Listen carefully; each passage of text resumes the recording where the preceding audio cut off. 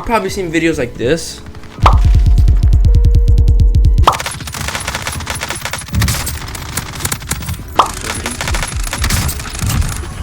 And it's easy to think that with some setting changes, you'll be able to improve your aim instantly. But the truth is, these people play this game to put food on their table and buy new Lamborghinis.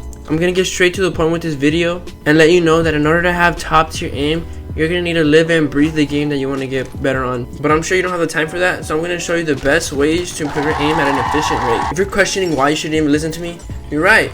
I'm just a random person off of YouTube, but I've been playing Call of Duty my whole life. Played on controller. I switched to mouse and keyboard, found comfortability on both mouse and keyboard and controller, and I always had a 2.0 KD, so I kind of have an idea of what kind of works and what doesn't work.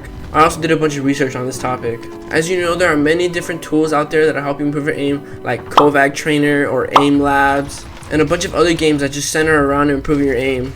The only thing with this is that I find trouble in trying to transition these types of skills into a real game scenario, which is why I believe that it's better to practice in game. So now I'm going to recommend you some things that you can do that'll help you improve your aim. The first thing that you can do is finding the right sense. If you're on keyboard and mouse, I would start off with around maybe like a 5, 6, and then having your ADS sensitivity multiplier at a 1, because it'll still be slow. Always have your custom zoom lower, just because if you have this, like I'll turn this off, and if I have this at 1 and I have my sensitivity at 14, I can move like this, but when I aim down sight, it'll be the same thing. And it's really hard to hit people when you're trying to do little increments of moving. I really recommend just going down to like I have mine at a 0.5, so it really helps me to stay on my target when it's slower, so I can, you know, kind of track better. If you're on controller, I'd recommend going with a 6.6. I'm at a 9.9 because I kind of like 6.6. For me is kind of too slow. So once you start feeling 6.6 get a little too slow, you can boost it up. Max I would go up to is a 9 sensitivity, and then put your ADS sensitivity multiplier at a 0.7. If you're at a 6.6 with horizontal and vertical sensitivity, I would still leave the ADS multiplier at a 1. And then as you go up in sensitivity, I would then put this a lot lower, just because it's easier to hit people with slower ADS. Another thing that you can do that'll help you improve your aim is finding your favorite gun, that AR, SMG, or whatever, finding like a wall that you can use and seeing how the recoil is. So like I have the P90 right here. Let me put this down real quick. So I'm just gonna shoot this wall and not try to control it or anything, just let it fire and just see what happens. So we can see that it goes straight to the right diagonally. So obviously I'm on mouse and keyboard right now, but on controller you would just kind of, on your right joystick, you would just kind of move it down a little bit, just so you kind of counteract where it's going. So I mean, on mouse and keyboard it's pretty easy to do this. You just kind of gotta have to hold it still, you know, but still kind of have to fight a little bit. But I mean, you can tell the difference between this and that. So finding out the recoil pattern on your gun and whatever it is, it'll help you win a lot more gunfights. Another important thing that you should also be doing to help you win more gunfights and have better aim is centering. I know you probably heard a bunch of other people talk about it, but it's really important. So all that is just kind of having your, see the little crosshairs, always having that right in the center of your screen. Anywhere you go, don't be looking down like this, you know, having it down, because if somebody pops up, it's gonna be hard for you to hit them. So like let's use this guy for an example. I'm coming down a hallway like this, and I'm having my aim down, so I have to first bring it up, move it, and then aim. But if I already have my crosshairs already in the middle, all I gotta do is just see if I see them, just turn and aim.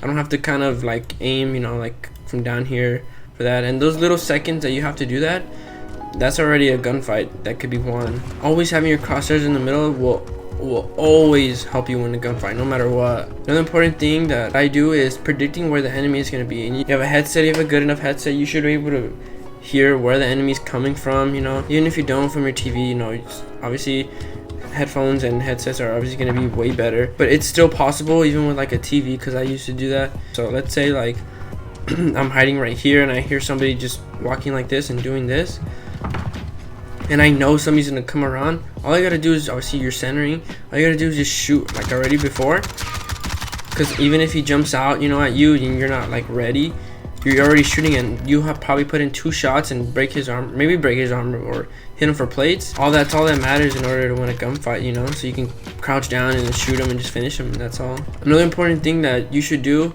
this is for the controller players, is zooming in and out when you shoot, just because it resets the aim assist, and you can always just be on your target going like this.